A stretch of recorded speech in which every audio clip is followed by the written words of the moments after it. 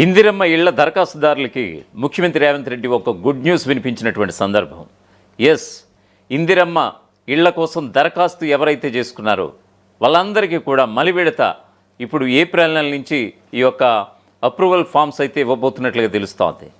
ఇప్పటికే ఈ యొక్క ఇందిరమ్మ ఇళ్ల పథకానికి సంబంధించి సుమారుగా రాష్ట్ర వ్యాప్తంగా 4.5 లక్షల మందికి ఈ యొక్క ఇళ్ల మంజూరు పత్రాలు ఇచ్చి ఆల్రెడీ 4.5 లక్షల ఇళ్ల కోసం ఆల్రెడీ పనులు కూడా ఒకవైపు కొనసాగుతున్నటువంటి పరిస్థితి. కొన్ని చోట్ల అయితే గృహప్రవేశాలు కూడా అయిపోయాయి.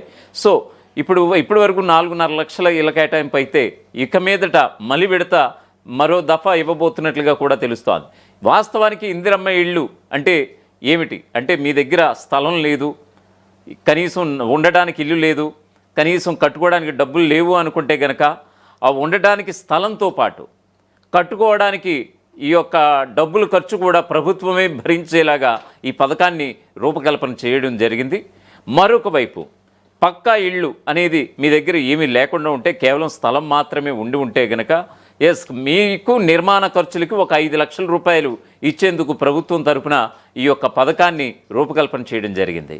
సో ఖచ్చితంగా 4 విడతలుగా మీరు ఏదైతే బేస్మెంట్ పూర్తి చేసుకుంటారో ఆ బేస్మెంట్ పూర్తయిన తర్వాతే 1 లక్ష రూపాయలు, ఆ తర్వాత మిగతా 4 లక్షలు కూడా మరో 3 విడతల్లో ఇవ్వడం కూడా జరుగుతోంది. సో ప్రతి సోమవారం కూడా ఈ ఇందిరమ్మ ఇళ్ల బిల్లులకు సంబంధించినటువంటి ఏదైతే ఈ యొక్క ఖర్చులు ఉంటాయో ఆ ఖర్చులకు సంబంధించి ఆ యొక్క బిల్లులు కూడా ప్రతి సోమవారం కూడా వాళ్ళ యొక్క అకౌంట్లో క్రెడిట్ చేసే విధంగా ప్రభుత్వం కూడా ఒక పద్ధతి ప్రకారం పోతోంది.